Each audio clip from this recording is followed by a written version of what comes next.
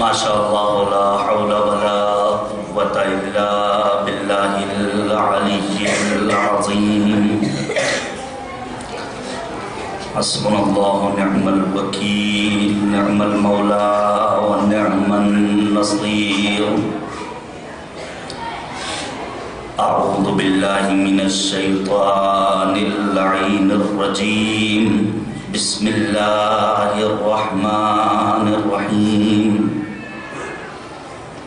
رب اشرح لي صدري ويسر لي أمري واحلل عقدة من لساني يفقه قولي الحمد لله الذي لا يبلغ مدحته القائلون ولا يحصي نعماءه العادون ولا يؤدي حقه المجتهدون فطر الخلائق بقدرته ونشر الرياح برحمته وابتدى بالصخور ميدان أرضه ثم الصلاة والسلام والتحية والإكرام على الرسول الأمي القرشي الهاشمي الأبطحي مولانا ومولى الثقلين جد الحسن والحسين أبي القاسم محمد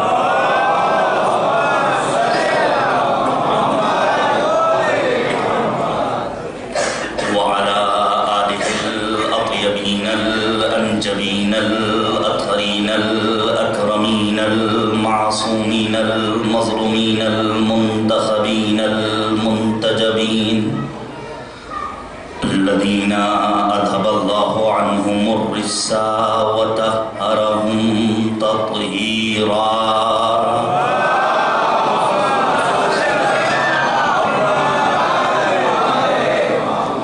واللعنة الدائمة الباقية على أعدائهم أجمعين من الآن إلى قيام يوم الدين آمين يا رب العالمين أما بعد فقد قال سلمان قال رسول الله صلى الله عليه وآله وسلم يا سلمان من أحب فاطمة ابنتي فهو في الجنة معي ومن أبغضها فهو في النار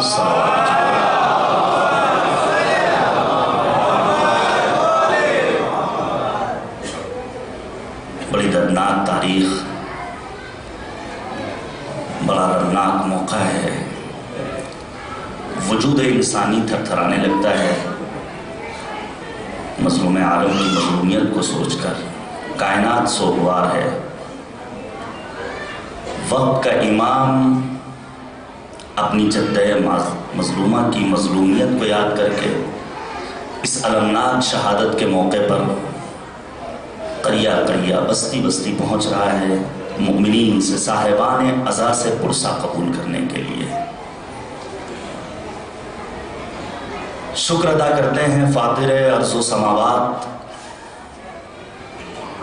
خالق مادر ائمہ غدات ناز بردار بنت فخر موجودات ذات باری تعالیٰ کا جس نے ہمیں توفیق دی یہ چند ایام اپنی زندگی کے کچھ لمحات اس مظلومہ کی یاد میں بسر کر سکیں جس کی زندگی کا لحظہ لحظہ لمحہ لمحہ ہر آن ہم شیعان کے لیے ہم اہل بیت کے چاہنے والوں کے لیے بہترین مشعل راہ اور نمونۂ عمل ہے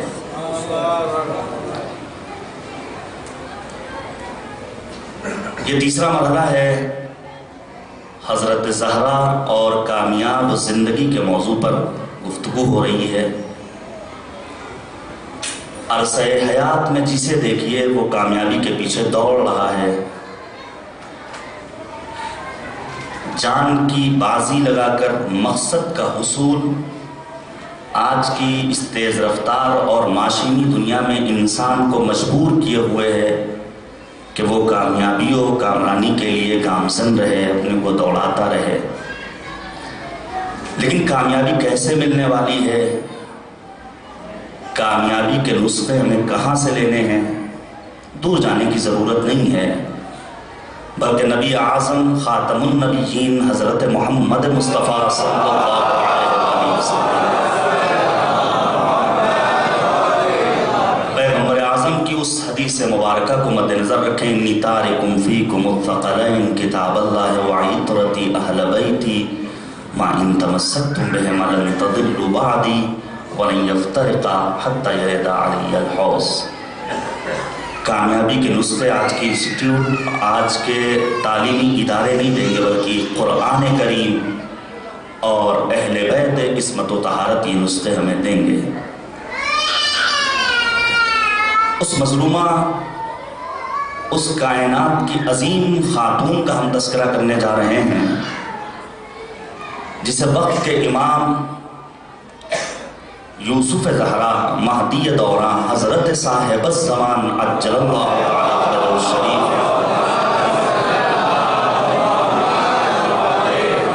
جس کے لیے وقت کے امام نے آواز دی وَلْيَفِ ابْنَتِ رسول اللہ اسوۃ حسنہ۔ یہ کون امام کہہ رہا ہے؟ وقت کا امام۔ ابھی بچے نے آپ کے سامنے قطع پڑھا ہے، وقت کا امام یہ فقرہ کہہ رہا ہے۔ کون ہے وقت کا امام؟ جس کے لیے ہمارے اور آپ کے چھٹے امام نے فرمایا لو ادرکتہ لخدمتہ ایام حیاتی، اگر میں آخری حجت خدا کے دور میں ہوتا تو میں اس کی خدمت کرتا۔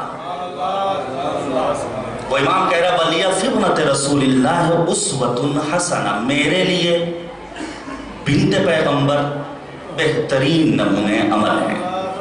لہذا یہ کہنا کہ خواتین کے لیے صرف نمونے عمل ہیں، یہ خلاف دین ہے، یہ خلاف ائمہ اطہار ہے۔ خواتین کے لیے بالخصوص، ہم سب کے لیے بالعموم شہزادی کونین کی زندگی بہترین نمونے عمل اور مشعل راہ۔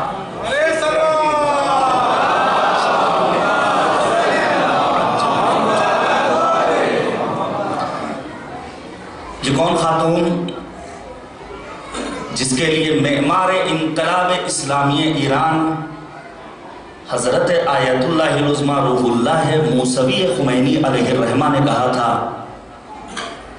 ہمارا سلام ہو اس خاتون پر جس نے ایک معمولی سے حجرے میں ایسے بچوں کی تربیت کی جن کا نور عالم ملک سے ملکوت اعلیٰ تک جلوگر تھا۔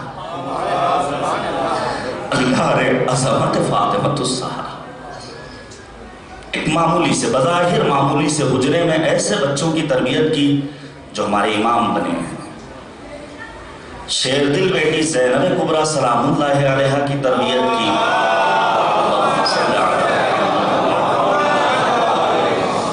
عزیزان گرامی، صدیقہ کبریٰ کی زندگی ہم سب کے لیے بہترین مشعل راہ ہے۔ میں ایک حدیث سے اپنی اس بزم کو مزید منور اور بابرکت کرنا چاہتا ہوں، توجہ کیجیے گا کہ ہم اور آپ جس ذات گرامی کا تذکرہ کر رہے ہیں اس کی عظمت کیا ہے، اس کی منزلت کیا ہے، اور پھر بی بی دو عالم کی زندگی سے ملنے والے وہ انمٹ نقوش جو حیات آفرین نقوش آپ نے چھوڑے ہیں، اس کی طرف انشاءاللہ کم وقت میں کچھ باتیں پیش کرنے کی سعادت حاصل کروں گا۔ روایت ہے عن الصادق جعفر ابن محمد، چھٹے امام سے روایت ہے، عن ابیہ عن جدہ علیہ السلام قال، امام صادق نے فرمایا قال رسول اللہ، پیغمبر نے فرمایا خلق نور فاطمہ قبل ان تخلق الارض والسماء، نور فاطمہ کو پیدا کیا گیا زمین و آسمان کی خلقت سے قبل۔ نور فاطمہ، فقال بعض الناس، تھے کچھ افراد، انہوں نے کہا، رسول سے سوال کیا، یا نبی اللہ، اے نبی خدا، فلیست ہی انسیہ، بی بی کے القاب میں ایک لقب انسیہ ہے، اس کا مطلب یہ کہ آپ انسیہ نہیں ہیں، آپ کا شمار انسانوں میں نہیں ہوتا ہے۔ قال، نبی اعظم نے فرمایا، فاطمہ تو حوراء انسیہ، یہ انسانی شکل میں ایک حور ہیں۔ قال، پھر لوگوں نے سوال کیا، یا نبی اللہ، اے نبی خدا، وَكَيْفَ هِيَ حَوْرَاءٌ إِنْسِيَةٌ، کیسے حوراء انسیہ ہیں؟ قال، پیغمبر نے فرمایا، خلقها اللہ عز وجل من نورہ قبل ان یخلق آدم اذ كانت الارواح فلما خلق اللہ عز وجل آدم عرضت على آدم۔ نبی اعظم نے فرمایا، آدم کی خلقت سے قبل پروردگار نے اپنے نور سے نور فاطمہ کو پیدا کیا۔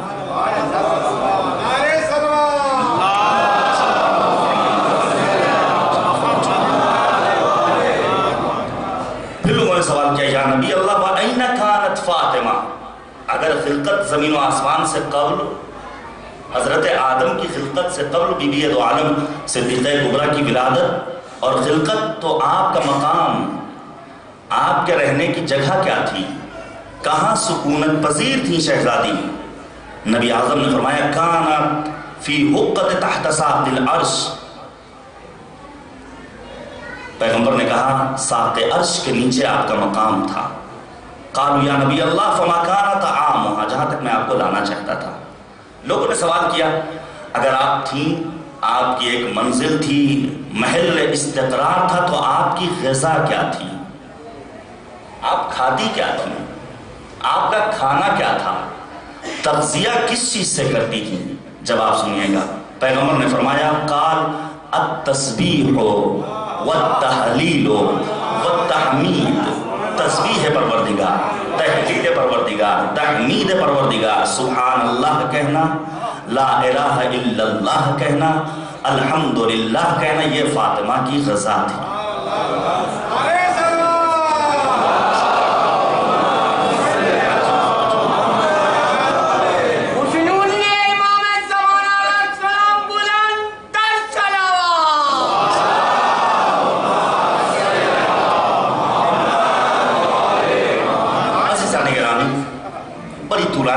یہ روایت ہے، معانی الاخبار میں موجود ہے، میں بس یہاں تک بیان کرنے کے بعد عرض کرنا چاہتا ہوں، عظمت فاطمہ الزہرا کے ادراک کے لیے اتنا ہی کافی ہے کہ شہزادی کونین بنت پیغمبر کو خود نبی اعظم نے ایک تسبیح تعلیم فرمائی اور سوال کیا ہے، اے بیٹی فاطمہ، کیا تم یہ نہیں چاہتی ہو کہ زمین و آسمان میں سب سے بہترین چیز تمہیں تعلیم دوں؟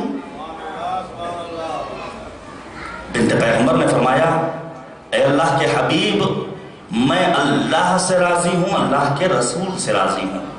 رضا اور خوشنودی کے موضوع پر کچھ دیر انشاءاللہ ہم گفتگو کریں گے۔ یہ تسبیح فاطمہ جس کی بڑی تاکید ہے۔ صادق آل محمد نے فرمایا، اگر کوئی انسان نماز کے بعد تسبیح فاطمہ پڑھے، استغفار کرے، تو پروردگار عالم اس کے تمام گناہوں کو معاف کر دیتا ہے۔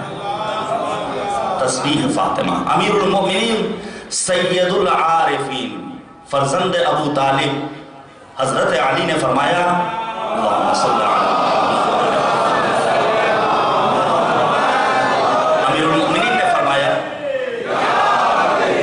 امیر المومنین نے فرمایا، جب کوئی انسان تسبیح فاطمہ پڑھتا ہے، جب وہ سبحان اللہ کہتا ہے، تو اس کا آدھا نام اعمال پر ہو جاتا ہے۔ جب کوئی الحمدللہ کہتا ہے تو اس کا پورا نام اعمال پر ہو جاتا ہے، اور جب کوئی انسان اللہ اکبر کہتا ہے تو زمین و آسمان کے مابین باقی اور خالی رہ جانے والی جگہ پر ہو جایا کرتی ہے۔ ہمارے بڑے بھائی ہم سب کے لیے اسوہ ہیں، مولانا عباس باقری صاحب تشریف لائے ہیں، عظمت محمد و آل محمد پر مل جل کر صلوات دیجیے گا۔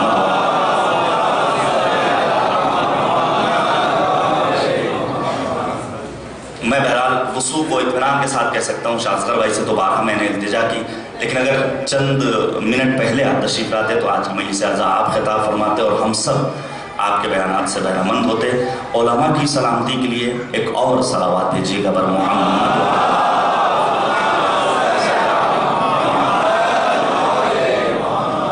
عظمت فاطمۃ الزہرا، ہم کو اور آپ کو توجہ کیجیے گا، ہمیں اور آپ کو پروردگار نے اپنی عبادت کا حکم دیا ہے۔ عبادت بجا لاؤ۔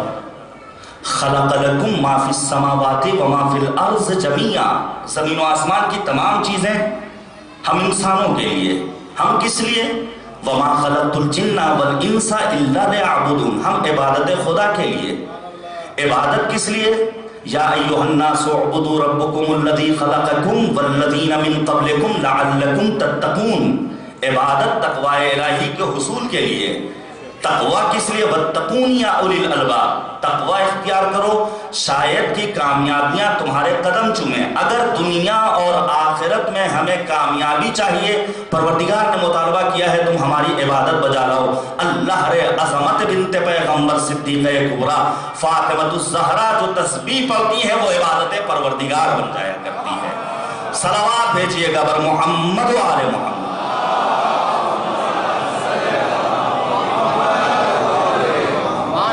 اگر برا نہ مانے، مناسب سمجھیں تو تھوڑی تھوڑی گنجائش آپ حضرات آگے آ جائیں تاکہ بعد میں آنے والے افراد کو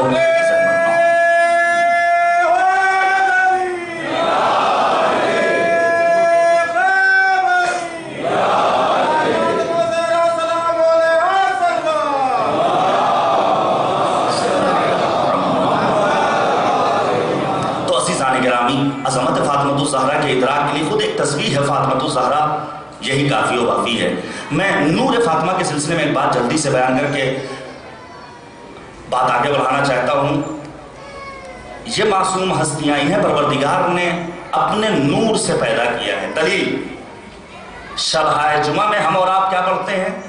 حدیث کے ساتھ۔ یہ حدیث کے ساتھ صرف اور صرف دعا کے چند فقرات نہیں ہیں، حضرت زہرا کی کوئی روایت نہیں ہے صرف، بلکہ اس میں تربیت اولاد کے زرین اصول پائے جاتے ہیں، اس میں خدا کی توحید موجود ہے، نبی کی نبوت و رسالت موجود ہے، ائمہ اطہار کی عظمتوں کا تذکرہ ہے، شہزادی کی عصمت کا بیان ہے۔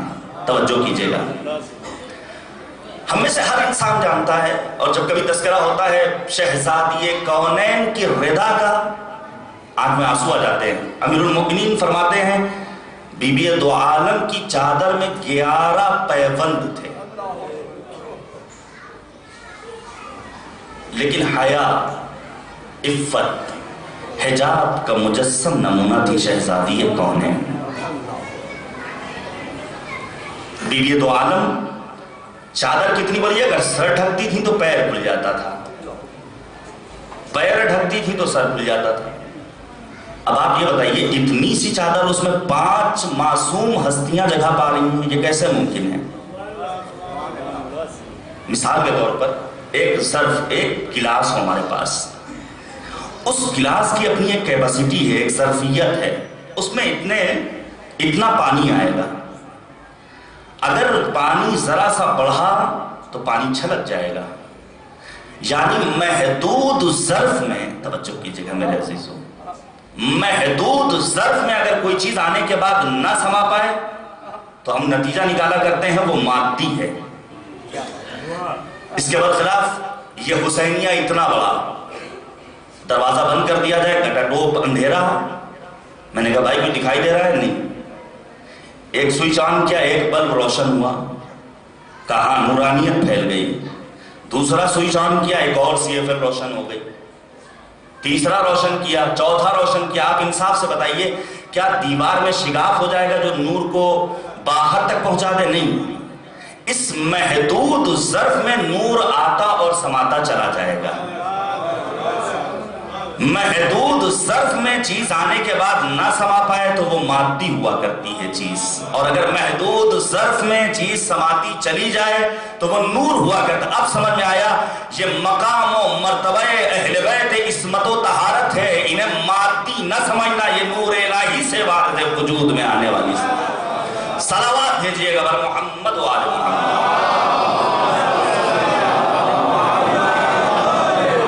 عزیزان گرامی، اہل بیت اطہار معصومین پنجتن پاک علیہم الصلوۃ والسلام، جس کے صدقے میں یہ کائنات بنی ہے، توجہ کیجئے گا۔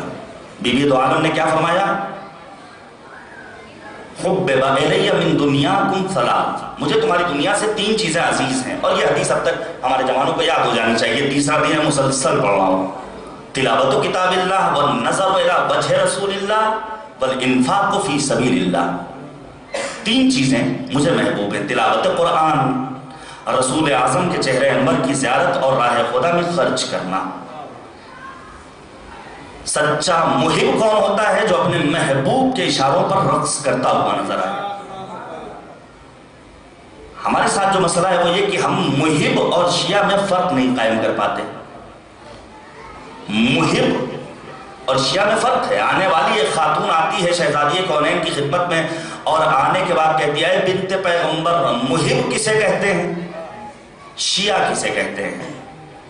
جانے قربان جائیں، حضرت زہرا نے 4 شرائط بیان کیے ہیں، کہا اگر کسی کے اندر یہ 4 شرطیں پائی جائیں تو وہ ہمارا شیعہ ہے، اگر شروع کی 2 شرطیں پائی جائیں تو وہ ہمارا محب ہے، اگر ہم سے محبت کرنے والا ہے، اگر ہمارے دشمنوں سے نفرت کرنے والا ہے تو وہ ہمارا محب ہے۔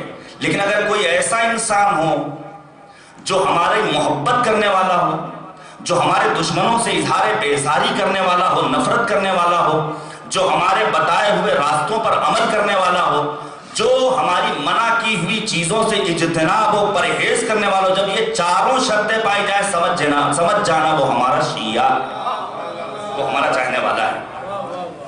بنت پیغمبر نے کہا مجھے تلاوت قرآن بہت زیادہ عزیز ہے، بڑی عظمت ہے قرآن کریم کی تلاوت کی۔ میں آپ کے سامنے عرض کروں، ہم اور آپ یہی تو کہتے ہیں کہ آج بڑی مشغول زندگی ہے، بڑی بزی لائف ہے، وقت نہیں ملتا ہے۔ میں آپ کے سامنے روایت پیش کروں، جناب سلمان فارسی، میں نے اپنی مجلس میں آپ کے سامنے ایک جملہ بیان کیا تھا، سلمان فارسی جیسے بن جائیے۔ جناب سلمان فارسی کیا بی بی فاطمہ الزہرا کے یہاں آنا جانا رہتا تھا۔ سلمان فارسی کہتے ہیں میں ایک روز شہزادی کونین کے گھر میں داخل ہوا، میں نے کیا دیکھا؟ بنت پیغمبر چکی چلا رہی ہیں، آغوش میں آپ کا فرزند موجود ہے، اور ساتھ ہی ساتھ قرآن کی تلاوت کر رہی ہیں۔ آیہ کریمہ تھی وَالْآخِرَةُ خَيْرٌ وَأَبْقَىٰ۔ ایک ہی وقت میں شہزادی کونین بنت پیغمبر زوجہ علی 3 کاموں کو انجام دے رہی ہیں، چکی چلا کر امور خانہ داری میں مشغول ہیں، آغوش میں بچے کو لے کر بچہ داری کر رہی ہیں، قرآن کی تلاوت کر کے اللہ کی عبادت و بندگی کر رہی ہیں۔ ہم نہیں کر سکتے ہیں قرآن کی تلاوت جدا گانا طور پر اپنی کار میں ہم نے اگر ایک MP3 لگا دیا، موبائل کے ذریعے اگر قرآن کی تلاوت سن لی تو یہ بھی عبادت پروردگار ہے۔ تعجب ہوتا ہے حسین کا ماننے والا قرآن سے دور ہو۔ کون حسین؟ جس نے بعد شہادت سر و تن میں جدائی کے بعد نوک نیزہ کی بلندی سے تلاوت قرآن کر کے دنیا والوں کے نام ایک پیغام چھوڑا، جو مرنے کے بعد اس دنیا سے رخصت ہو جانے کے بعد دوسروں کی تلاوتوں کا محتاج ہو جائے وہ اور ہوا کرتا ہے، اور جو بعد شہادت قرآن کی تلاوت کرے نوک نیزہ کی بلندی سے وہ فرزند زہرا حسین ہوا کرتا ہے۔ صلوات بھیجیے گا محمد و آل محمد۔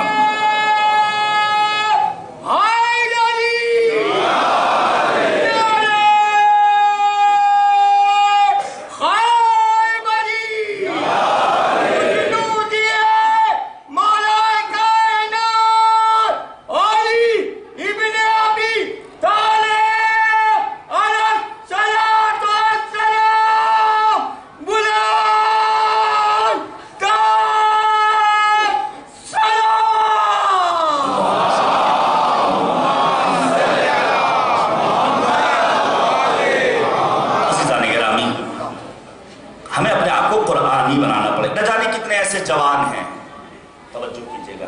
جو آج کے دور میں شکوہ لے کر آتے ہیں کہ ایک اضطرابی کیفیت ہے ہمارے وجود میں، دنیا کے تمام تر امکانات کے باوجود، رفاہیات کے باوجود، آج کا انسان، آج کا جوان، اور جب انسان اپنے آپ کو ماڈرن بنا لیتا ہے، اسٹریس، اضطرابی کیفیت، اپنے آپ کو کمرے میں بند کر لیتا ہے، ہیڈ فون لگا ہوا ہے اور سافٹ میوزک کے ذریعے اپنے وجود کو اطمینان دینا چاہتا ہے. کیسے ممکن ہے؟ کیسے ممکن ہے؟ میں آپ کے سامنے ایک روایت پیش کروں کہ انسان اپنے آپ کو کس طرح قرآن کریم کی تلاوت کے ذریعے ان اضطرابی مراحل سے نجات دلا سکتا ہے. معصوم نے فرمایا، آپ پڑھیے سورہ مزمل، 20 آیتیں ہیں، چند منٹ لگیں گے پڑھنے میں. شروع میں اور ابتدائی آیات میں نبی اعظم کو بعض چیزوں کا حکم دیا گیا ہے، اور پھر آخری آیتوں میں پروردگار نے اپنے صاحبان ایمان بندوں سے کچھ مطالبات کیے. نماز پڑھا کرو، زکوٰۃ دیا کرو، واجبات کو انجام دیا کرو، اور قرآن کو جتنا ممکن ہو پڑھا کرو. اس کی 2 مرتبہ تکرار ہے سورہ مزمل کے اختتامی مراحل میں. معصوم فرماتے ہیں، من قرأ سورة المزمل فی آخر لیلہ او فی صلاة العشاء احیاء اللہ حیاتا طیبہ. کل میں نے فتح گڑھ میں مجلس اعزاز سے خطاب کرتے ہوئے سورہ نحل کی آیہ کریمہ کو سرنامہ سخن قرار دیا تھا کہ من عمل صالحا من ذکر او انثى وهو مؤمن فلنحيينه حیاتا طیبہ. عمل صالح بجا رہے انسان، مرد ہو یا عورت، اسے پروردگار حیات طیبہ عطا کرنے والا ہے. معصوم فرما رہے ہیں، جو انسان اپنے رات کے آخری مراحل میں سونے سے پہلے سورہ مزمل کی تلاوت کرے، یا نماز عشاء میں سورہ توحید کے بجائے سورہ مزمل کی تلاوت کرے، پروردگار عالم اسے حیات طیبہ عطا کرنے والا ہے. اگر حیات طیبہ چاہیے تو قرآن کریم کی تلاوت کرنی ہوگی، قرآن سے وابستہ. آج ہیں ایسے افراد اور ایسے ممالک، میں نے شاید یہ بات یہاں بیان کی ہے اور کسی آرٹیکل میں اس چیز کو لکھا ہے، جدت پسندی کے نام پر ہم فیشن زدہ ہو گئے ہیں. ہمیں اسلامی تعلیمات پر عمل کرنے کا شعور نہیں ہے. وہی مغربی ممالک، انہوں نے جب اس بات کو ترک کر لیا کہ عرفان کے بجائے، بغیر معرفت کے بغیر، معنویت کے بغیر، توجہ کیجئے گا میرے جوان دوستو، معنویت کے بغیر انسان اپنے آپ کو اطمینان کی منزلوں میں نہیں پہنچا سکتا ہے، تو اس نے عرفان حقیقی کے مقابلے میں عرفان کاذب گڑھا. یہ اوشو اس کی ایک مثال ہے. کاش میرا جوان اس بات کو درک کر لیتا اور اپنے آپ کو قرآنی بنا لیتا. معصومین نے کہا اگر تمہیں اطمینان چاہیے، پروردگار نے صراحت کے ساتھ قرآن میں اعلان کیا، الا بذکر اللہ تطمئن القلوب. اپنے اضطرابی دلوں کو اگر چاہتے ہو اطمینان کی منزلوں سے ہمکنار کرو تو قرآنی بنا لو، قرآن پڑھا کرو، ذکر الہی کیا کرو. اب میں آپ کے سامنے عرض کروں، لیکن یہ قرآن کی تلاوت معرفت کے ساتھ، معنویت کے ہمراہ، معنویت کے ہمراہ. کل میں نے صادق آل محمد کی ایک روایت ظاہراً پیش کی تھی، جس میں امام نے فرمایا تھا کہ کسی کو اگر نمبر دینا چاہو کہ کیسا انسان ہے تو اس کے رکوع اور سجدوں کو دیکھ کر نہ دو، بلکہ یہ دیکھو کہ اس کے یہاں صداقت کتنی، معنویت کتنی ہے، امانت کتنی ہے. توجہ کیجئے گا میرے عزیزوں، ظاہری اعمال کو دیکھ کر کے ہم اور آپ کسی کے بارے میں فیصلہ نہیں کر سکتے ہیں. امیر المؤمنین جناب کمیل کے ہمراہ، یہ کمیل کون ہے جو اتنے محترم، اتنے معزز کی دعا تعلیم فرمائی ہے تو دعائے کمیل کے نام سے مشہور ہو گئی. دعائے کمیل کے نام سے. امیر المؤمنین شب کی تاریکی میں کوفے کی ایک گلی سے گزر رہے ہیں، جناب کمیل ہمراہ ہیں. کوفے کی تاریک گلی میں ایک دروازے کے باہر بیٹھا ہوا انسان بہترین لہن میں، تجوید کے ساتھ، آداب قراءت کی رعایت کے ساتھ قرآن کی تلاوت کر رہا تھا اور زار زار گریہ و زاری کر رہا تھا.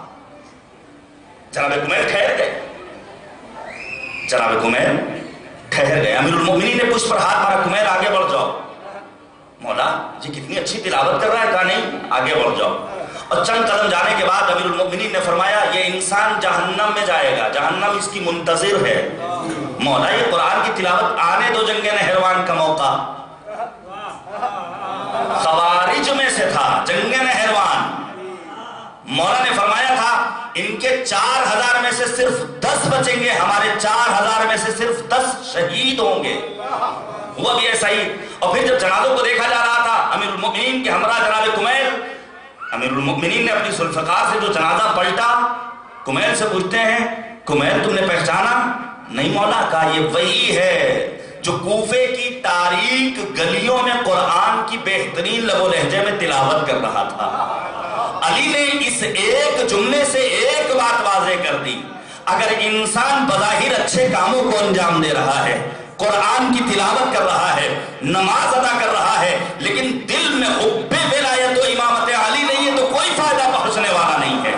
تو نے صدف کو دیکھا ہے گوہر کو چھوڑ کر، تیری نظر ہے جام پہ کوثر کو چھوڑ کر، ہو 100,000 حج تیرے لیکن تو یاد رکھ کچھ ہاتھ میں نہ آئے گا حیدر کو چھوڑ کر۔ صلوات بھیجیے گا بر محمد و آل محمد۔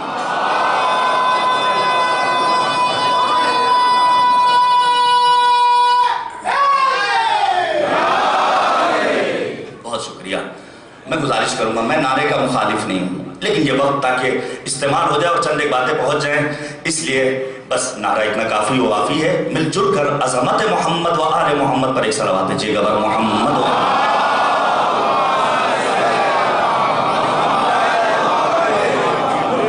عزیزان گرامی، ہمیں قرآن کی تلاوت کرنی ہے، اور یہ قرآن صرف اور صرف تاپوں کی زینت بنانے کے لیے نہیں ہے۔ معبود نے آواز دی ھذا کتاب انزلناہ مبارک فاتبعوہ، یہ کتاب بڑی بابرکت ہے، اسے ہم نے نازل کیا ہے، فاتبعوہ، اس کی اتباع کرو۔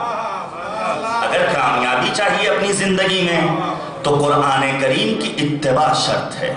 اسی لیے کل کی مجلس میں نے بیان کیا تھا چند ایک مراحل ہیں قرآن کے سلسلے میں صرف فہرستوار گنوانا چاہتا ہوں۔ قرآن پڑھنا نہیں آتا ہے، قرآن دیکھنا عبادت، قرآن سننا عبادت، قرآن پڑھانا عبادت، قرآن کو ترتیل سے پڑھنا عبادت، قرآن میں غور و فکر کرنا عبادت، قرآن سے متمسک ہو جانا عبادت۔ لیکن جو کمال منزل قرآن کریم ہے وہ یہ کہ انسان اپنے آپ کو قرآنی تعلیمات پر عمل پیرا کر لے، یہ انسان کے کردار کا کمال ہے۔ اور امیر المؤمنین اور شہزادی کونین نے اسی قرآن کے سائے میں اپنی زندگی بسر کی ہے تو گھر جنت نظیر ہو گیا، دنیا رشک کرتی ہے اس ایک گھر کو دیکھ کر۔ کل میں نے اشارہ کیا تھا 2 گھرانے ہیں، 2 خانوادے ہیں قرآن کریم میں جن کی تعریف کی ہے۔ ایک جناب زکریا کا گھر ہے، دوسرا شہزادی کونین حضرت صدیقہ کبریٰ فاطمہ بنت محمد صلی اللہ علیہ وسلم۔ یہ 2 گھرانے ہیں جن کی تعریف کی ہے پروردگار عالم نے اور سورہ دہر نازل کیا ہے، اور وہ اوصاف بیان کیے تھے یدعوننا، جو ہماری طرف دعوت دیتے ہیں، رغبا، یہ جناب زکریا کے سلسلے میں آیہ کریمہ۔ اب میں آپ کے سامنے عرض کروں، آج کے دور میں انسان بظاہر ترقی کی آلات اور آسائش کے وسائل بے پناہ ہو گئے ہیں۔ ہم اپنے بچپنے کو دیکھیں اور آج سے مقایسہ کریں تو کتنی تبدیلیاں آئی ہیں۔ کل ہماری ماں نے کتنی زحمت کی تھی ہمیں بڑا کرنے کے لیے، آج کی جوان ماں کو اس کے مقابلے میں ظاہری طور پر اتنی زحمتیں نہیں کرنی ہوتی ہیں، طرح طرح کے امکانات ہیں۔ اور جب کبھی کہا جائے کہ شہزادی کونین کی زندگی ہمارے لیے مشعل راہ ہے تو مطلب یہ نہیں ہے کہ 1400 سال پہلے اپنے آپ کو پہنچا دیں اور آج کے دور کے ترقی یافتہ دور کے وسائل کو ہم بالائے طاق رکھ دیں۔ نہیں، ان اصولوں کو ہمیں اختیار کرنا ہوگا جن اصولوں پر یہ بہترین کائنات کے زوجین یعنی امیر المؤمنین اور صدیقہ کبریٰ زندگی بسر کر رہے تھے۔ اب میں آپ کے سامنے عرض کروں، جناب زہرا کے القاب میں ایک لقب حانیہ، حانیہ یعنی عطوف، مہربان، شفیق، شفقت پائی جاتی تھی۔ ملتا ہے جب اہل جنت ایک دوسرے کے ساتھ کبھی بیٹھیں گے، توجہ کیجئے گا، ہمارے ہاں تمام تر امکانات کے بعد آج سکون نہیں ہے، اطمینان نہیں، لڑائی جھگڑا، ذرا ذرا سی بات پر تو میں، اور اگر انسان بالکل ہی بے دین ہو جائے تو ہاتھ تک اٹھا لیتا ہے، اور کتنا گرا ہوا انسان ہوگا جو اپنی خاتون پر ظلم کرے اور کورٹ اور کچہری تک اسے جانا پڑے. توجہ کیجئے گا میرے عزیزوں، ہم کس کے ماننے والے؟ شہزادی کونین کے. ان کی زندگی ہمارے لیے نمونہ عمل. لکھتا ہے راوی اور بیان کیا ہے علماء نے کہ اہل جنت جب ساتھ میں بیٹھیں گے تو ایک دوسرے سے سوال کریں گے، یہ بتاؤ کون سی ایسی وجہ تھی جس کے سبب تمہیں جنت میں لایا گیا؟ سنیں گے آپ، وجہ بتاؤ کہ تم جنت میں کیوں آئے ہو؟ ان کا جواب یہ نہیں ہوگا کہ ہم نماز ادا کرتے تھے، ہم روزے رکھتے تھے، ہم نے حج کی صعوبتوں کو برداشت کیا ہے، بلکہ وہ یہ کہیں گے ہم اپنے گھر والوں کے ساتھ شفقت و مہربانی اور رؤوفت و عطوفت کے ساتھ پیش آتے تھے. عطوفت و مہربانی کے ساتھ پیش آتے تھے. کننا فی اہلنا مشفقین، ہم اپنے اہل و عیال کے ساتھ شفقت و مہربانی برتتے تھے. جب شفقت پائی جائے گی، مہربانی پائی جائے گی، عطوفت پائی جائے گی تو یقیناً گھر جنت نظیر بن جائے گا. اور یہ کب ممکن ہے؟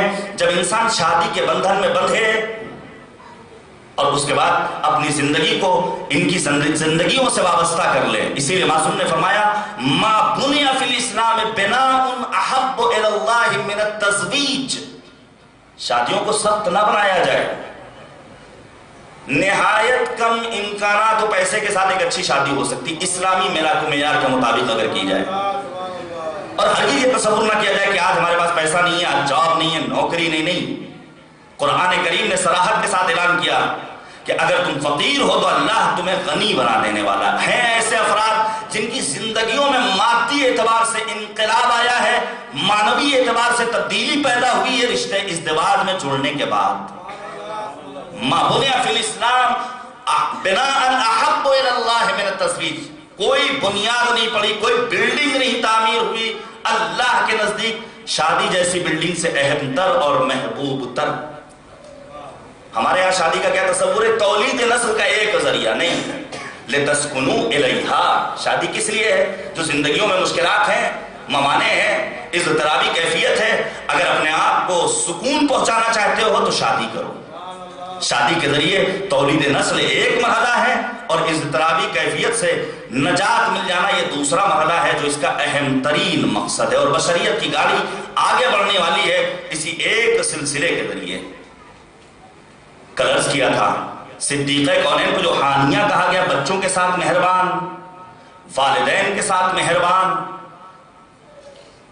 شوہر کے ساتھ مہربان، پڑوسیوں کے ساتھ مہربان، حتیٰ ہم جیسے گنہگاروں کے لیے بھی یہ دو عالم مہربان ہیں. توجہ کیجیے گا، والدین کے ساتھ مہربانی کا نمونہ پیش کیا تھا کہ ابو جہل آتا ہے اور گندگی ڈالتا ہے، بی بی زہرا طہارت دے رہی ہیں، نظافت کر رہی ہیں، صفائی کر رہی ہیں، گریہ کر رہی ہیں. پیغمبر نے فرمایا فداہا ابوہا فاطمۃ ام ابیہا، ماں کے ساتھ ایسا کردار ہے. بطن خدیجۃ الکبریٰ میں گفتگو کر رہی ہیں اور آواز دے رہی ہیں یا اماں لا تحزنی، ڈریے نہیں، ان اللہ مع ابی، پروردگار میرے باپ کے ساتھ ہے، کائنات چھوڑ دے. یہ ماں کے ساتھ مہربانی. اور پھر وہ تمام تر مراحل میں نے بیان کیے تھے کہ جاتی ہیں قبر پیغمبر پر.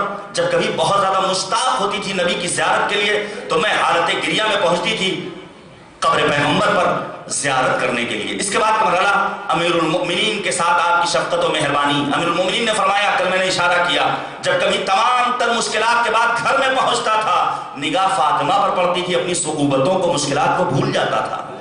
یہ آج ہم جیسوں کے لیے کیا نمونہ عمل نہیں، کیا پیغام نہیں؟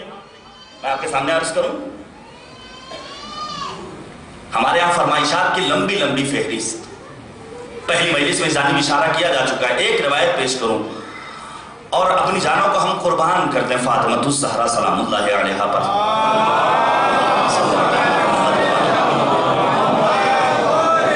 امیر المؤمنین گھر میں پہنچتے ہیں اور پہنچنے کے بعد سیدہ مرضیہ سے سوال کرتے ہیں، بی بی جان یہ بتائیے کھانے کے لیے کچھ ہے؟ کہ نہیں، کم سے کم بچوں کے لیے تھوڑی سی خوراک ہے. اور امیر المؤمنین جب گھر سے باہر نکلنا چاہتے ہیں غذا کی فراہمی کے لیے اور کہتے ہیں کہ آپ نے بتایا کیوں نہیں؟ جملہ سنیے گا فاطمہ کیا فرماتی ہیں.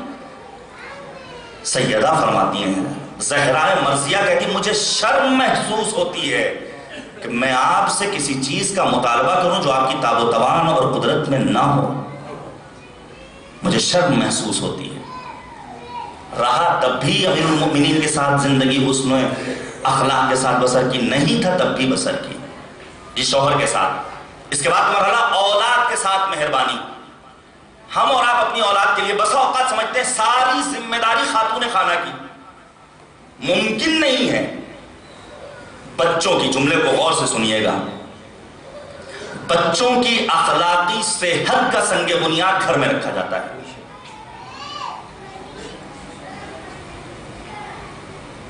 اگر معمار پہلی اینٹ ٹیڑھی رکھ دے تو تا سریا میروت دیوار کچ، جتنی اونچی بلڈنگ بن جائے وہ پھر اس میں ثبات نہیں ہوگا، کچ روی پائی جائے گی، وہ ٹیڑھی ہوگی۔ بی بی فاطمہ الزہرا نے اپنے بچوں کی حسین تربیت کی زرعین اصول دیے ہیں۔ ہم اتنا تھک جاتے ہیں کاروبار حیات میں، دن بھر آفس میں میٹنگ اٹینڈ کر کے جب شام میں پہنچتے ہیں تو بچوں کو اپنی گود میں لینا پسند نہیں کرتے۔ ہم یہ چاہتے ہیں بچے ہمارے جیسے بڑے بن جائیں، ممکن نہیں ہے۔ معبود نے ان کی فطرت میں کچھ اور رکھا ہے۔ نبی اعظم جو عالمین کے لیے رحمت بن کر آیا تھا، نبی پیغمبر جو صاحب اعجاز پیغمبر ہے، حسن و حسین کے لیے پیغمبر ناقہ بنا کرتے تھے، اونٹ کی آواز نکالا کرتے تھے۔ یہ کیا ہے؟ تربیت کے اصول بتائے جا رہے ہیں کہ آپ کو اپنے بچوں کی تربیت کرنی ہے۔ تربیت کے لیے پہلا گہوارہ گھر، پھر اسکول، پھر وہ معاشرہ اور ماحول اور وہ قریہ اور وہ بستی، وہ محلہ جہاں بچہ زندگی بسر کر رہا ہے۔ پہلا مرحلہ گھر ہے، اور گھر میں صرف ماں کی ذمہ داری نہیں ہے، ماں اور باپ دونوں برابر کے شریک ہیں۔ ماں اور باپ دونوں بچوں کی تربیت میں برابر کے سہیم اور شریک ہیں۔ میں ایک روایت، نہایت حسین روایت ہے، نہایت حسین، مجھے نہیں معلوم آپ نے اس سے پہلے سنا ہے نہیں سنا، البتہ ان جیسے بزرگ علماء آتے ہیں، یقیناً یہ ساری باتیں آپ حضرات کی سنی ہوئی ہیں، مجھے پورا یقین ہے، اور میں انتظامیہ کا شکر گزار ہوں۔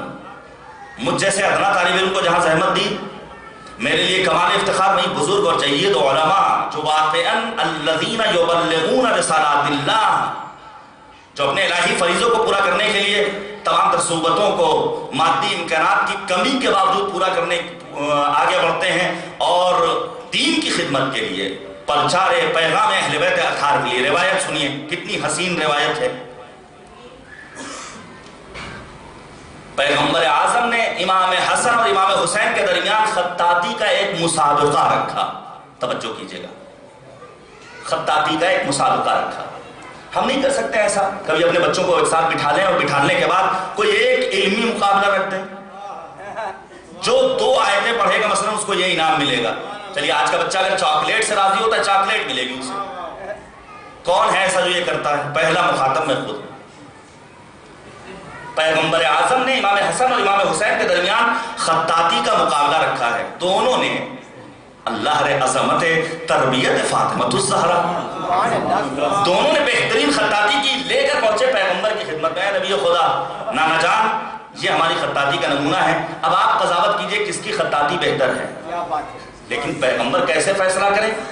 فوراً بھیجتے ہیں ماں فاطمہ الزہرا کی خدمت میں، ماں جو جملہ فرماتی ہیں وہ بہترین نمونہ عمل۔ صدیقہ کونین نے فرمایا انا ماذا اصنع وکیف احکم بینہما، میں کیا کروں، میں کیسے قضاوت کروں ان دونوں کے درمیان، میں ان دونوں کے درمیان کیسے قضاوت کروں۔ اس کے بعد کا جملہ ہے، دیکھیے، یا قرۃ عینی انی اقطع قلادتی على رأسكما وأنشر بينكما جواهر هذه القلادة فمن أخذ منها أكثر فخطه أحسن وتكون قوته أكثر۔ توجہ کیجئے گا، بیوی نے کہا میں کیسے قضاوت کروں؟ اور اس کے بعد شہزادی زہرا سلام اللہ علیہ نے فرمایا میں اپنا یہ گردن بند توڑتی ہوں، اس کے موتی تمہارے سر پر گراتی ہوں، جس نے اس کے موتی زیادہ چنے اس کا خط زیادہ اچھا ہے، اس کی قوت کہیں زیادہ بہتر ہے۔ کیا حسین انداز ہے تربیت اولاد کا، کیا نرالا انداز ہے تربیت اولاد کا۔ اور اس اعتبار سے جب ایک بچے کو گھر کے ماحول میں محبت ملے گی، شفقت ملے گی، تو وہ ٹی وی کے سیریل کے لیے نہیں جائے گا۔ آج شدت پسندی کے نام پر ہم اپنے بچوں سے اگر کسی کرکٹ پلیئر کے نام پوچھے فوراً وہ بتا دے گا، ہم اسپین کے فٹ بالسٹ کا نام پوچھے وہ فوراً بتا دے گا، ہم کسی ایکٹر کا نام دریافت کریں؟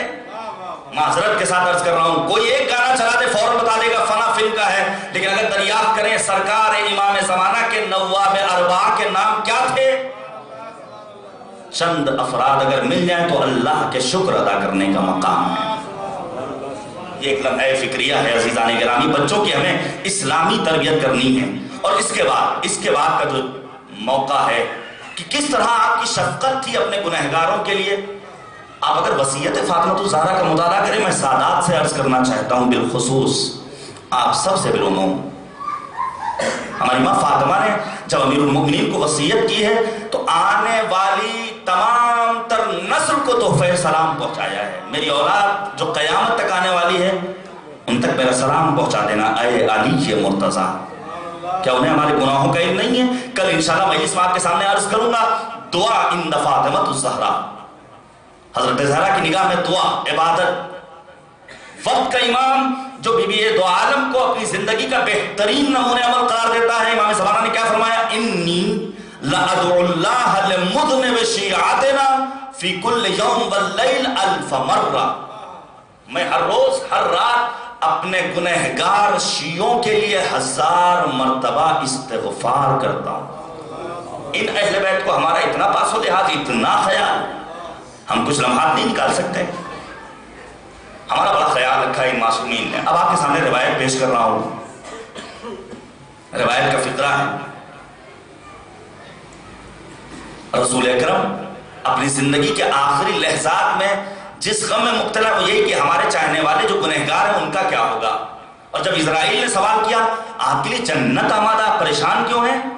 کہا مجھے اپنے گنہگار شیعوں کی فکر لاحق ہے کہ ان کا کیا ہوگا۔ کہا پروردگار نے آپ کو حق شفاعت دیا، وَلَسَوْفَ يُعْطِيكَ رَبُّكَ فَتَرْضَىٰ، نہ کسی شہید کو وہ حق شفاعت ملے گا، نہ کسی عالم کو وہ حق شفاعت ملے گا، آپ کی شفاعت کے ذریعے تمام گنہگاروں کی شفاعت ہو جائے گی۔ تب پیغمبر اطمینان کی سانس لیتے ہیں۔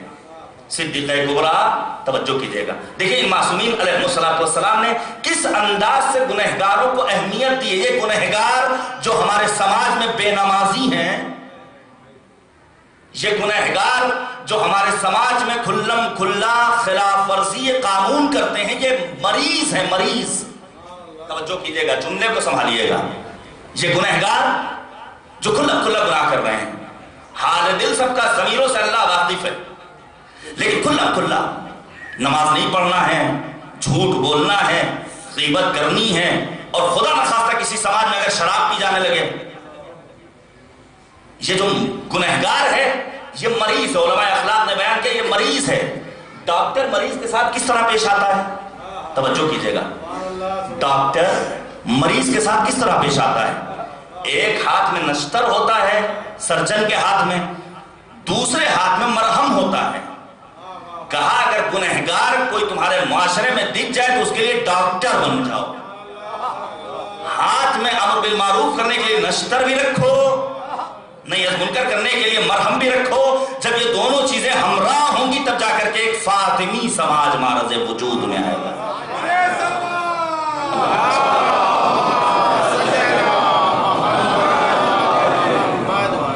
جناب زہرا ہمارا کتنا خیال رکھتی، شفقت دیکھیے، مہربانی، عطوفت دیکھیے۔ حضرت زہرا نے سوال کیا اپنے بابا سے، بابا جان روز قیامت این القاک، جانب قربان جائیں ان معصوم ہستیوں پر، بابا جان قیامت کے دن میں آپ سے کہاں ملاقات کر سکتی ہوں، میری آپ سے کہاں ملاقات ہوگی؟ پیغمبر نے فرمایا علی باب الجنہ، جنت کے دروازے پر میں اپنے چاہنے والوں کا استقبال کرنے کے لیے جنت کے صدر دروازہ پر کھڑا ہوں گا۔ لیکن اس جواب سے بی بی فاطمہ الزہرا راضی نہیں ہوئی، قانے نہیں ہوئی۔ کہا اگر آپ باب جنت پہ نہ ملے تو کہاں ملیں گے؟ پیغمبر نے فرمایا علی المیزان، جہاں حساب کتاب ہو رہا ہوگا وہاں اپنی امت کی شفاعت کے لیے میں موجود رہوں گا۔ لیکن اس جواب سے بھی فاطمہ الزہرا راضی نہیں ہوئی۔ بی بی پوچھتی اگر وہاں بھی نہ ملے تو کہاں ملیں گے؟ کہا علی الصراط، پل صراط پر ملوں گا۔ وہاں نہیں ملے کہا علی الحوض، حوض کوثر پہ ملوں گا، جہاں اپنے چاہنے والوں کو حوض کوثر کے جام سے سیراب کروں گا۔ قانے نہیں ہوئی، پھر سوال کیا 5ویں مرتبہ، بابا جان اگر آپ جنت کے صدر دروازہ پر نہ ملے، اگر حوض کوثر پہ نہ ملے، اگر میزان پر نہ ملے، اگر صراط پر نہ ملے، تو میری آپ سے ملاقات کہاں ممکن ہے؟ جملہ سنیے گا، کس حد تک شفیق ہیں یہ اہل بیت؟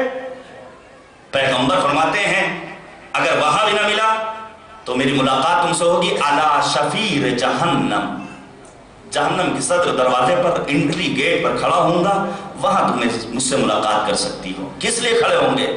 ہم جیسے گنہگاروں کی شفاعت کے لیے۔ لیکن یہ شفاعت کب ممکن ہے؟ جب اپنے تئیں ہم اللہ کی بارگاہ میں حاضر ہو کر واجبات کو انجام دینے کی کوشش کریں، محرمات سے پرہیز کریں۔ جتنا دین کے احکام پر عمل کرتے چلے جائیں گے، شفاعت اہل بیت اتنی ہمیں نصیب ہوتی چلی جائے گی۔ ایک صلوات بھیجیے گا بر محمد و آل محمد۔ عزیزان گرامی، یہ ہے زندگانی ہے حضرت فاطمہ الزہرا سلام اللہ علیہا۔ شفقت، مہربانی۔ آپ کے القاب میں ایک لقب بلکہ دو القاب ہیں، راضیہ اور مرضیہ۔ اگر آپ کو دیکھنا ہے کہ انسان کامیاب ہے یعنی اپنی زندگی میں، تو دیکھیں اس کے یہاں رضائے پروردگار کس حد تک پائی جاتی ہے۔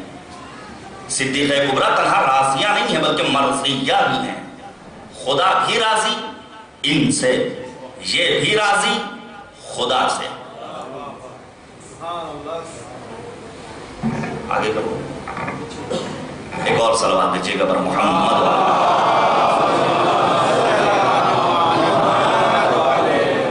عزیزان گرامی توجہ کیجیے گا۔ ہمارے یہاں ہر انسان آج کے دور میں بالخصوص جب تمام تر مسائل ہیں، جی ایس ٹی بھی ہے اور نہ جانے کیا کیا ہے، اگر انسان یہ سوچ لے وَأُزْلِفَتِ الْجَنَّةُ لِلْمُتَّقِينَ، جنت متقیوں کے لیے آراستہ ہے، اور جنت میں یہ یہاں کے ہیڈک نہیں ہوں گے، نہ بجلی کا بل جمع کرنا ہے، نہ ٹیکس دینا ہے، نہ روٹی کا انتظام کرنا، وہاں ساری چیزیں آپ کے لیے آراستہ ہوں گی۔ انسان جسے دیکھیے وہ پریشانی میں مبتلا ہے۔ کوئی مریض ہو گیا، کسی نے اپنے جوان بیٹے کا داغ دیکھ لیا، اس دنیا سے جوان بیٹا رخصت ہو جائے، سخت ہوتا ہے والدین کے لیے اس غم کو برداشت کرنا۔ لیکن جب انسان مشکلات میں گرفتار ہوتا ہے تب حقیقت میں مالک اس کا امتحان لے رہا ہوتا ہے۔ توجہ کیجیے گا، امیر المؤمنین دیکھتے ہیں کہ ایک شخص مالک کی بارگاہ میں دعا کر رہا ہے، اللہم انی اعوذ بک من الفتن، معبود میں تیری پناہ چاہتا ہوں کہ مجھے مصیبتوں میں گرفتار دیکھا جائے، کیا جائے۔ امیر المؤمنین اس صاحب دعا سے، دعا کرنے والے سے خطاب کرتے، ذرا میرے پاس آؤ۔ کہا یہ جو دعا کر رہے ہو یہ دعا صحیح نہیں ہے۔ کیوں؟ کیونکہ معبود نے سورہ عنکبوت کی دوسری آیت میں آواز دی، پروردگار آواز دے رہا ہے، جتنے انسان آئے ہیں جو صاحبان ایمان ہیں، معبود ان سب کو امتحان اور آزمائش میں مبتلا کرنے والا ہے۔ معبود نے آواز دی، احسب الناس ان یترکوا ان یقولوا آمنا وهم لا یفتنون، کیا انہیں مورد ابتلا قرار نہیں دیا جائے گا؟ ہر ایک کو آزمائش کے دور سے گزرنا ہے۔ تبارک الذی خلق الموت والحیات لیبلوکم ایکم احسن عملا، آزمائش کے دور سے گزرنا ہے تاکہ احسن عمل کے اعتبار سے بہتر انسان کی مالک شناخت کر سکے۔ امیر المؤمنین نے کہا یہ دعا نہ کرو اللہم انی اعوذ بک من الفتن، مشکلات میں گرفتار ہونے سے بچنے کی کوشش نہ کرو۔ مولا پھر کیا دعا کروں؟ کہا دعا کرو اللہم انی اعوذ بک من مضلات الفتن، معبود تیری پناہ چاہتا ہوں کہ مجھے ایسے امتحان میں گرفتار کر دیا جائے جو ہماری کجروی کا باعث بن جائے، جو ہمیں بے دین بنا دے، جو ہمیں بے دین بنا دے۔ ایسے امتحان میں ہمیں قرار ہے، ایسے افراد جنہیں سخت سے سخت مصیبتوں میں مبتلا کیا گیا، توجہ کیجیے گا، لیکن ان کے منزل ایمان میں اضافہ ہوتا چلا گیا۔ جناب بلال ایک مثال، 3 سخت سزائیں ہیں، زیتون کے کھولتے تیل میں ڈالا جا رہا ہے، پیروں میں رسیاں باندھ کر کے گھمایا جا رہا ہے، کوڑے لگائے جا رہے ہیں، جناب بلال کو عرب کی چٹانوں سے باندھا جا رہا ہے، لیکن معبود نے آواز دی، ان الذین قالوا ربنا اللہ ثم استقاموا تتنزل علیہم الملائکہ الا تخافوا ولا تحزنوا، انہیں پھر ڈر نہیں ہے، خوف، جب انہوں نے اللہ کو اللہ کی طرح مان لیا، ان کے پائسبات میں لغزش نہیں آتی ہے، ملائکہ پروردگار کا نزول ہوتا ہے، بشارت کی جنت مل جایا کرتی ہے۔ ایسے افراد آج کے دور میں بھی، جس کی مثال شیخ زکزکی، جوان بچوں کو راہ خدا میں شہید کیا، عام انسان ہوتا پیروں میں لغزش پیدا ہو جاتی، کہا کتنوں کو مارو گے، ہماری پوری قوم وہ ہے جو راہ سید الشہداء پر عمل کرنے والی ہے۔ صلوات بھیجیے گا محمد و آل محمد۔ معبود امتحان لیتا ہے، اور یہ امتحان کبھی فقر دے کر لیتا ہے، جناب ایوب لیکن صابر بندے ہیں، کبھی دولت دے کر لیتا ہے امتحان، جس کی ایک مثال جناب سلیمان ہے، کبھی تکذیب کے ذریعے ہے، آپ کتنی اچھی باتیں کہی لیکن آپ کو جھٹلایا جا رہی ہے، امتحان لیا جا رہا ہے، جس کی مثال جناب نوح ہے، نبی خدا ہے، آدم ثانی کہا گیا جناب نوح کو۔ یہ تمام تر امتحانات ہیں۔ اب ان امتحانات میں ہم میں سارے انسان گرفتار ہوتا ہے، ہمیں کیسا بننا ہے؟ قرآن کریم نے 3 طرح کے افراد بیان کیے ہیں جو ان امتحانات کے مقابلے میں اپنا رد عمل دکھاتے ہیں، توجہ کیجئے گا۔ پہلا گروہ جو اللہ کو محبوب نہیں، جزوع، میں نے کسی مجلس میں یہاں تو نہیں کہیں بیان کیا تھا، جب ہمارا کوئی جوان اس دنیا سے رخصت ہو جائے، ہمارا کوئی عزیز مر جائے، تو کفریہ جملے ہمارے لبوں پر آ جاتے ہیں، شکوہ بڑے، اللہ اگر شفا دے دیتا تو کیا ہو جاتا؟ جزوع، وَإِذَا مَسَّهُ الشَّرُّ جزوع، یہ انسان حریص ہے، ان الانسان خلق ہلوعا، یہ حریص ہے انسان، جب اس کو ذرا سی مصیبت میں مبتلا کیا جاتا ہے جزا و فریاد شروع کر دیتا ہے، چیخنا پکارنا، نماز چھوڑ دیتا ہے، اللہ کی بارگاہ میں دعا کرنا چھوڑ دیتا ہے۔ معبود نے کہا اگر مشکلات میں گرفتار ہو تو تم اپنے آپ کو جزوع نہ بناؤ، پھر کیا کرو کہ اپنے آپ کو صابر بنا لو۔ دوسری منزل ان کی ہے جو تمام تر مصائب اور آلام اور مشکلات میں صبر کرنے والے ہیں۔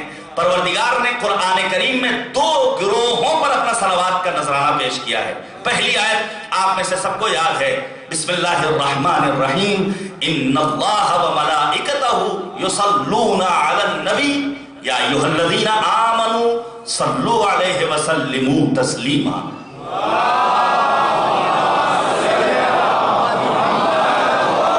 پہلا گروہ نبی اعظم اور آپ کے آل پاک، دوسرا گروہ جن کو پروردگار نے درود و صلوات و سلام کے ذریعے یاد کیا وہ یہی صابرین ہیں، اولئک علیہم صلوات من ربہم، یہ وہ افراد ہیں جن کے اوپر پروردگار کی جانب سے درود و صلوات کا نزول ہوتا ہے، اور یہ اللہ کی جانب سے صلوات کے درود کے مستحق قرار پاتے ہیں۔ تیسرا گروہ جو اس سے آگے بڑھ کر کے جزو، پروردگار کو پسند نہیں ہے کہ اگر مشکل میں گرفتار ہو انسان تو اپنے آپ کو فریادوں میں مبتلا کر دے اور نماز چھوڑ دے اور اللہ کو برا کہنا چھوڑ دے اور اہل بیت کے در سے وابستگی چھوڑ دے، قرآن کی تلاوت چھوڑ دے، نہیں، صبر کیا جانا چاہیے۔ اس کے بعد کی مرضی جو ہے، منزل جو ہے وہ ہے رضا الہی، رضا و خوشنودی پروردگار جو معصومین علیہ السلام کا خاصہ ہے۔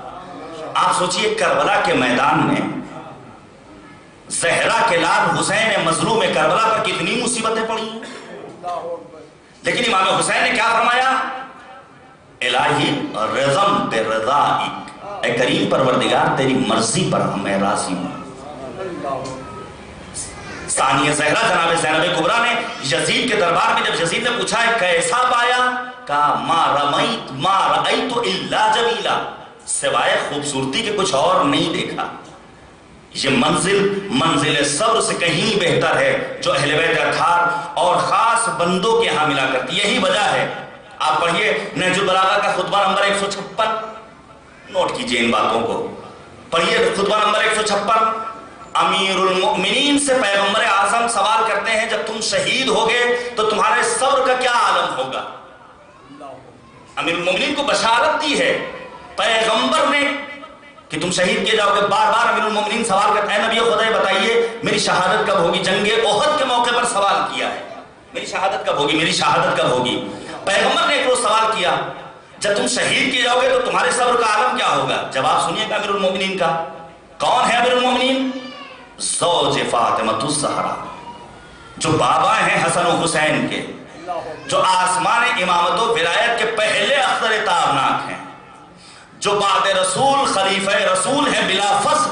امیر المؤمنین آواز دیتے یا رسول اللہ لیس ھذا من مواطن الصبر۔ آپ سوچئے جنگ میں کیا ہوتا ہے؟ شہادت جب کسی کو ملتی ہے، نیزے پڑتے ہیں، تلوار کا زخم دیکھنا پڑتا ہے، بدن سے خون ٹپکتا ہے، انسان زخموں کے درد کو برداشت کرتا ہے۔ پیغمبر نے پوچھا تمہارا صبر کیسا ہوگا؟ یا رسول اللہ لیس ھذا من مواطن الصبر، یہ صبر کی منزل نہیں ہے، یہ صبر کا مقام نہیں ہے، پھر کیا ہے؟ ولیکن من مواطن البشرى والشکر، یہ خدا کے شکر ادا کرنے کا مقام ہے۔ یہ ہے رضا الہی، خوشنودی پروردگار کے حصول کے لیے اپنی زندگی کو بسر کرنا۔ میں ایک روایت پیش کروں کامل الزیارات کی، جو آج سے تقریباً 1000 برس قبل لکھی گئی ہے، اور یہ کتاب ہونی چاہیے ہمارے گھروں میں۔ لکھنے والے اس کے ابن قلوہ، جو ہم عصر ہیں شیخ مفید کے، قبر ان کی کاظمین میں، ان کے پدر گرامی کہاں ہے؟ قم میں۔ لوگ جاتے ہیں، اسی لیے کل بیان کروں گا انشاءاللہ، دعا قبول نہ ہو تو جاؤ عالم کی قبر پر دعا کرو۔ لوگ جاتے ہیں اپنی حاجات کو لے کر کے، اور جانے کے بعد اپنی دعاؤں کی قبولیت کے لیے واسطہ قرار دیتے ہیں اس صاحب قبر کو، جو خود بھی عالم، اور ایک عالم کی ایسی تربیت کی کہ آج بھی اس کی کتاب لوگوں کو راہ خدا کی نشاندہی کر رہی ہے۔ کاظمین میں ان کی قبر ہے۔ انہوں نے ایک روایت کی ہے، اور وہ روایت ایسی ہے کہ اگر آج کے دور میں آپ سوچئے، اگر کوئی انسان ہم میں سے کسی سے ایسا سن لے کہ بس تمہاری موت ہونے والی ہے، انسان پریشان ہو جائے گا یا نہیں ہو جائے گا؟ ہارٹ اٹیک ہو جائے گا۔ اور اگر خدا کی جانب سے کوئی پیغام آ جائے، پیغمبر اعظم کو پروردگار خطاب کرتا ہے اور مالک آواز دیتا ہے، اے نبی تمہیں چند مصیبتوں میں مبتلا کیا جائے گا۔ کامل الزیارات میں یہ روایت موجود ہے۔ ان اللہ یختبرک فی الثلاث، 3 مقامات پر پروردگار تمہارا امتحان لینے والا ہے۔ وہ 3 امتحانات اگر مالک ہم سے لے تو واقعا ہم شاید اس دنیا سے رخصت ہو جائیں۔ کون سے امتحانات ہیں؟ پہلا امتحان الجوع، یہ دنیا میں جو تمام تر مسائل ہیں یہ صرف پیٹ کے لیے ہیں۔ ہم جو صبح سے شام تک دوڑتے ہیں وہ کس لیے؟ کہ چند روٹیوں کا انتظام ہو جائے، چند روٹیوں کا انتظام ہو جائے، ساری تگودو صرف چند روٹیوں کے لیے، جبکہ انسان کو معلوم ہے آخر میں اس کھانے کا انجام کیا ہونا ہے، ایک بدبودار چیز میں یہ انسان کا کھانا تبدیل ہو جانے والا ہے۔ پروردگار نے آواز دی، پہلی چیز جس کے ذریعے آپ کا امتحان لیا جائے گا وہ ہے بھوک، اور بھوک کے پیغمبر ایسی بھوک تھی کہ اپنی زوجہ ملیکۃ العرب، سرمایہ دار ترین خاتون جناب خدیجہ، لیکن پیغمبر مجبور ہوئے، شیخ ابی طالب میں 3 برس رہے، کم سن بچی بھوکی، خود بھوکے، زوجہ بھوکی، اور نبی کی بھوک کا عالم یہ تھا کہ اپنے پیٹ پر پتھر باندھتے تھے۔ جب پروردگار نے کہا تمہارا امتحان لیا جائے گا بھوک کے ذریعے، جواب سنیے گا پیغمبر نے کیا کہا؟ قال یا رب قبلت ورضیت، مجھے قبول ہے، میں راضی ہوں۔ راضی برضائے الہی رہنا پیغمبر سے سیکھے انسان۔ دوسرا امتحان التکذیب والخوف الشدید، آپ کو جھٹلایا جائے گا، ڈرایا جائے گا۔ عمار یاسر کو قتل کیا گیا ہے، سمیہ کو قتل کیا گیا ہے، بلال کو مصیبتوں میں مبتلا کیا گیا ہے۔ تبھی پیغمبر نے کہا قال یا رب قبلت ورضیت، مجھے منظور ہے، میں راضی ہوں۔ اس کے بعد جو مصیبت پروردگار نے بیان کی ہے پیغمبر سے وہ سنیے گا۔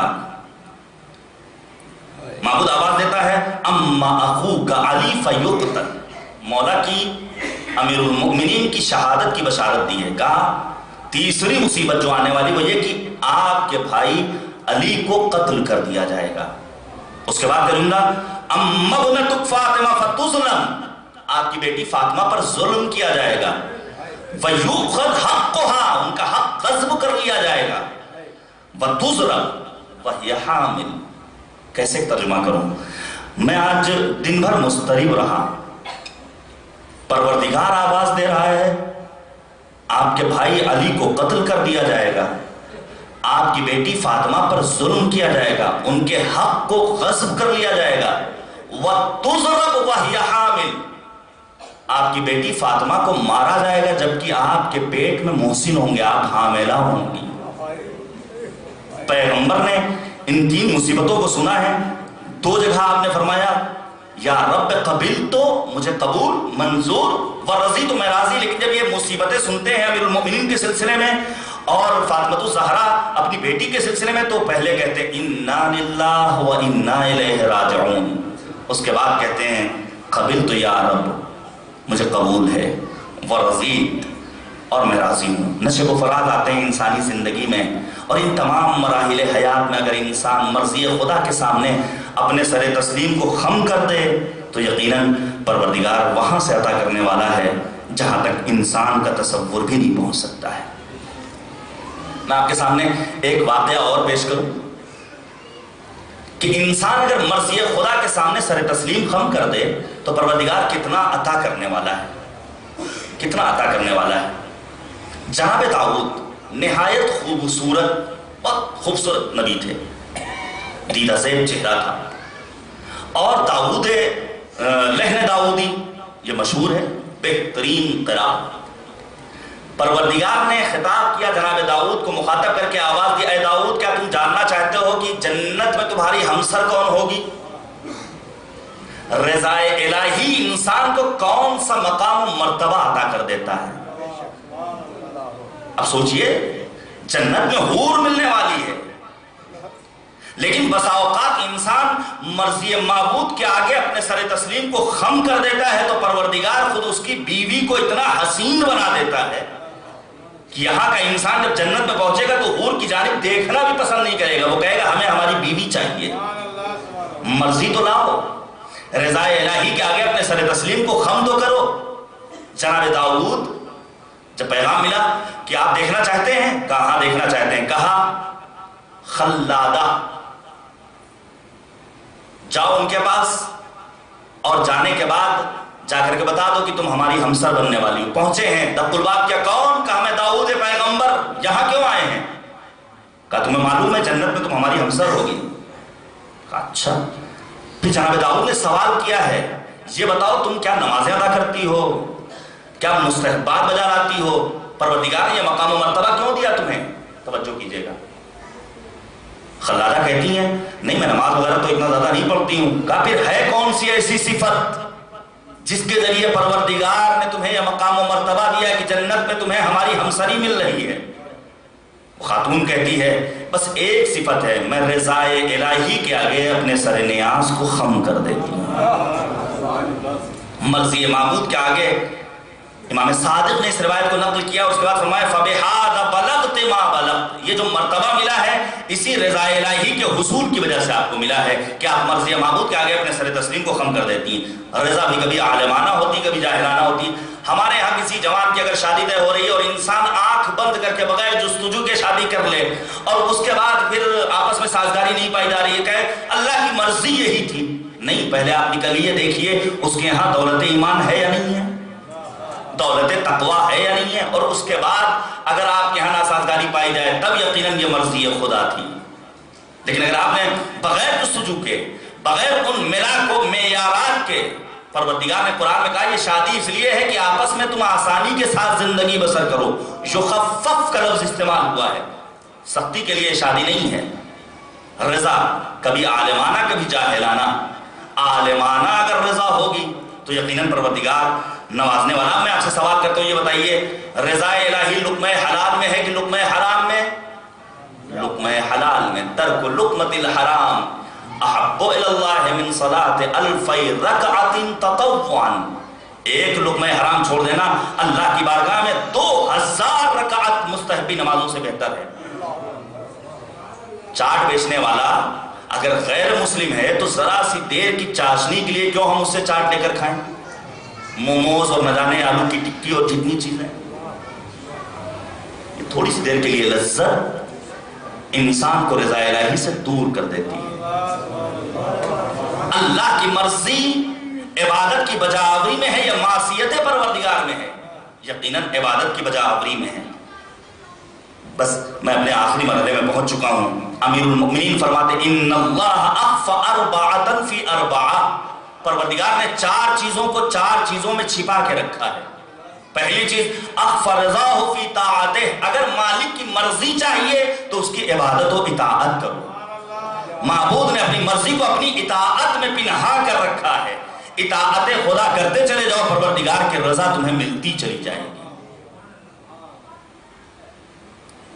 آپ کو معلوم ہے صدیقہ کبریٰ نے جو کامیاب زندگی بسر کی ہے اس کے پیچھے راز کیا ہے؟ رضا الہی، مرضی خدا. یہ رشتہ الہی مرضی سے ہوا ہے. نہ جانے کتنے دولت مند اور ثروت مند تھے جو مال و دولت لے کر پیغمبر کی خدمت میں آئے ہیں اور آنے کے بعد کہا ہے یہ ہے مہر فاطمہ، آپ اپنی بیٹی کی شادی مجھ سے کر دیجئے. عبد الرحمن ابن عوف 10,000 درہم لے کر آتا ہے. کس کے پاس؟ نبی کی خدمت میں. 10,000 درہم دیکھے نبی اکرم نے ایک مشت خاک اٹھائی، ہیرو اور جواہرات میں تبدیل ہو گئے. کہا تم سے موسیٰ کو صاحب اعجاز سمجھتے ہو؟ کیا صرف موسیٰ کو صاحب اعجاز سمجھتے ہو کہ عصا مارتے ہیں تو 12 چشمے پھوٹ جاتے ہیں؟ ارے میں وہ محمد ہوں، اگر خاک کے ذرات میری ہتھیلی کے درمیان آ جائیں تو وہ زر و جواہرات میں تبدیل ہو جایا کرتے ہیں. نعرہ صلوات. اتنے رشتے آئے لیکن بی بی فاطمہ سے ایک رشتے کا بھی تذکرہ نہیں کیا. ہاں اس رشتے کا تذکرہ کیا ہے جو مرضی خدا کے مطابق تھا. پھر بی بی نے فرمایا میں اللہ کی مرضی پر راضی ہوں، اللہ کے رسول سے راضی ہوں، اور یہ بہترین ازدواج اور بہترین و کامیاب زندگی گزارنے کا پیش خیمہ بنی یہ شادی. پہلی چیز اللہ نے اپنی مرضی کو چھپا رکھا ہے اپنی اطاعت میں. دوسری چیز ام المومنین نے فرمایا معبود نے اپنے غضب کو اپنی معصیت میں چھپا رکھا ہے. کریم پروردگار اپنے بندوں پر غضب نہیں کر سکتا ہے، اس لیے ہم اور آپ دعائے کمیر میں پڑھتے ہیں یا سری الردا، احساس ندامت لے کر، اشک ندامت لے کر مالک کی بارگاہ میں آ کر توبہ کر کے تو دیکھو، پروردگار تمہارے گناہوں کو معاف کرنے والا ہے. معصیت، جھوٹ بولنا، گناہ کرنا، غیبت کرنا، زنا کرنا، شراب پینا، یہ تمام چیزیں وہ ہیں جو معصیت میں شمار ہوتی ہیں. اس کے بعد تیسری چیز جو معبود نے چھپا رکھی ہے، خدا نے اپنے ولی کو لوگوں میں مخفی کر رکھا. یہ اتنا بڑا مجمع 200-400-500 افراد مردوزہ ملا کر کے بیٹھے ہوئے ہیں، یہاں کون ولی خدا ہے ہمیں کیا معلوم؟ کسی کو معلوم ہے کون ہے ولی خدا؟ کیا ہمیں معلوم ہے؟ کسی کو نہیں معلوم. کبھی بھی کسی کو گری ہوئی نظروں سے نہ دیکھیے کہ اس کا شغل کیسا ہے، اس کا پیشہ کیسا ہے، اس کے پاس دولت نہیں ہے، اس کے پاس رہنے کے لیے گھر نہیں ہے. اگر انسان اپنے آپ کو کمال کردار کی منزلوں پر فائز کر لے تو حسن مصلح جمکرانی بن جایا کرتا ہے وہ انسان کہ امام خواب میں آتے ہیں جس کے نتیجے میں مسجد مقدس جمکران معرض وجود میں آتی. جو کعبہ اہل دل ہے، جو قبلہ اہل نگاہ ہے، جو لوگوں کی حاجات کا مرکز ہے، کروڑوں عقیدت مند پہنچتے ہیں بارگاہ خدا میں سرکار حجت کا واسطہ دے کر دعا کرتے. اسی مسجد جمکران میں پہنچنے کے بعد انسان اپنی دعاؤں کی قبولیت کو دیکھتا. حسن مصلح جمکرانی پیشہ کیا ہے؟ کاشتکار ہیں، کسان ہیں، لیکن اللہ کی عبادت تھی، اللہ کی اطاعت تھی، مرضی خدا کے آگے سر تسلیم خم کیے ہوئے تھے، معصیت سے دوری تھی. پروردگار نے ایسا ولی بنا دیا کہ خود پروردگار کی حجت اسے اپنا دوست بنا رہی ہے. بس آخری مرحلہ ہے. امیر المؤمنین نے فرمایا چوتھی چیز جسے پروردگار نے چھپا کے رکھا ہے وہ ہے دعا کو اجابت میں مخفی کر رکھا ہے. ہم بس اوقات سوچتے ہیں کہ ہماری دعا پروردگار کی بارگاہ میں قبول نہیں ہو رہی ہے. یہی دعائیں جو آج قبول نہیں ہو رہی ہیں کل عند اللہ بارگاہ خدا بندی میں ہماری شفاعت کا بھی ذریعہ بنے گی. ہم بظاہر سمجھ رہے ہیں ہماری دعا قبول نہیں ہو رہی، لیکن مالک اسے بہتر سمجھنے والا ہے، مالک اسے بہتر درک کرنے والا ہے. کامیاب زندگی کے یہ زرین اصول در سیدہ سے ہمیں ملتے ہیں. بڑی عظمت ہے اس در کی، جہاں ایک طرف پیغام خدا بندی کو پوری دنیا میں پہنچایا جا رہا ہے، وہیں اس در سیدہ کو ظلم و ستم کا نشانہ بنایا جا رہا ہے.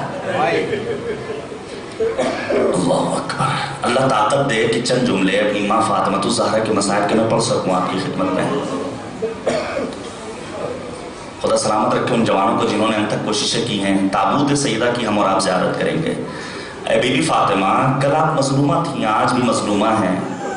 کل آپ کے جنازے میں چند افراد تھے لیکن آج اتنا بڑا مجمع آیا ہے وقت کے امام کو پرسہ پیش کرنے کے لیے. خدا کسی غم میں نہ رلائے سوائے غم اہل بیت اطہار علیہم السلام کے.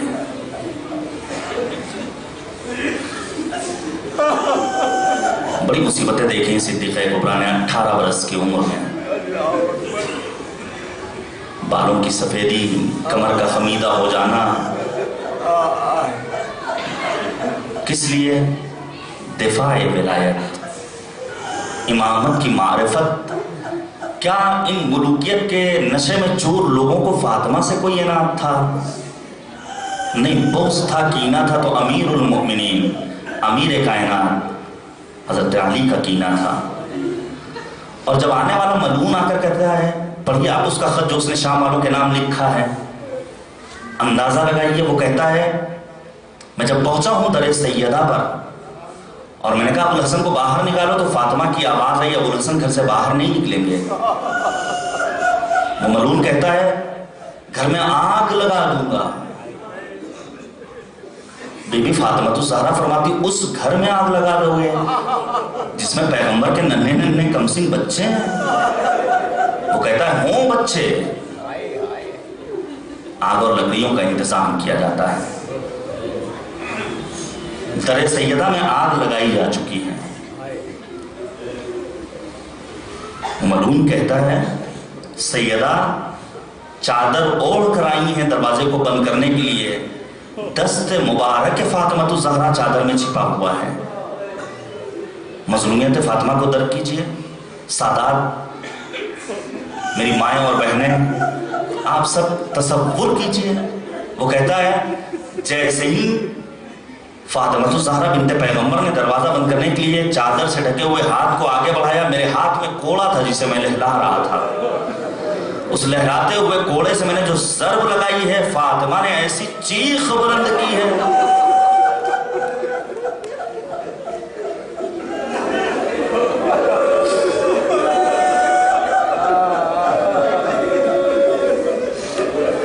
اتنی بڑی تعداد یہاں مردوں کی. میں سوال کرتا ہوں اگر ہماری ناموس پر اس طرح کا کوئی حرف آ جائے ہم برداشت کر سکتے ہو؟ علی جیسا شیر دل، اسد اللہ، معرکوں کو سر کرنے والا، ناموس رسالت پر ایسی ضرب لگی، امیر المومنین نے کیسے تحمل کیا ہوگا دین کی بقا کے.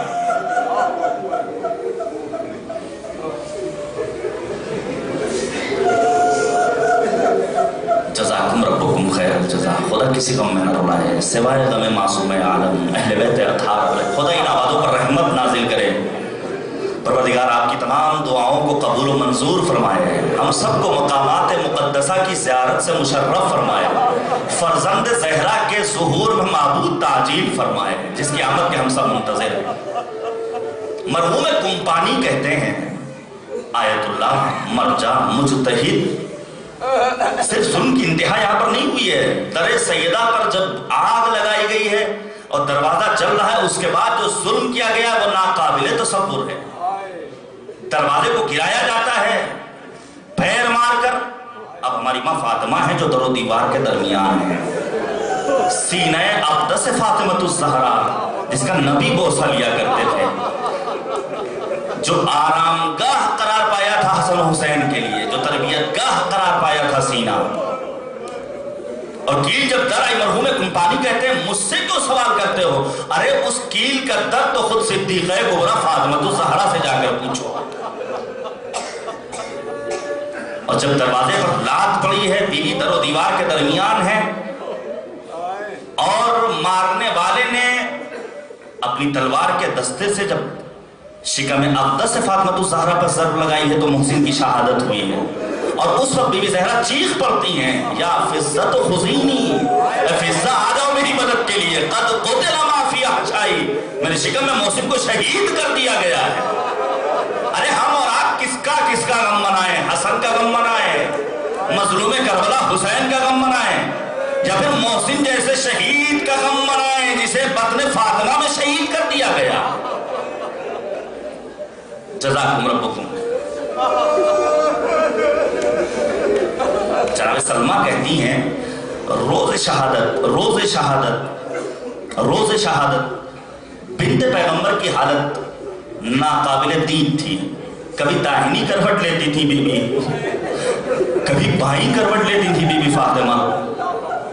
جب میں نے یہ عالم دیکھا میں نے فوراً چادر اوڑھی اور میں باہر نکلتی ہوں. امیر المؤمنین سے میری ملاقات ہوئی. میں نے امیر المؤمنین سے کہا مولا لگتا ہے فاطمہ مزید زندہ نہ رہیں گی. امیر المؤمنین دوڑ کر آتے ہیں. مظلومیت عالمی کو تصور کیجئے.